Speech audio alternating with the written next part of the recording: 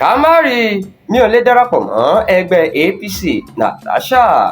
Sẹ́nitọ̀ tó ń ṣojú àárín gbùngbùn ìpínlẹ̀ Kogi Natasha Àpótí ní lóòótọ́ ni àwọn ọmọ ẹgbẹ́ òṣèlú All Progressives Congress láti ọ́fíìsì ààrẹ orílẹ̀-èdè yìí àti àwọn ojúgbà rẹ̀ nílẹ̀ẹ́gbìmọ̀ asòfin orílẹ̀-èdè yìí ti wá bá òun láìmọye ìgbà láti darapọ̀ mọ́ ẹgbẹ́ wọn. Ó ní ṣùgbọ́n dígbídígbí ni òun wà nínú ẹgbẹ́ òṣèlú People's Democratic Party nítorí ìfẹ́ tí òun ní sí ẹgbẹ́ náà láì fi ti rògbòdìyàn tó ń ṣẹlẹ̀ lọ́wọ́ ṣe kò fìgbà kankan yẹsẹ̀ rárá.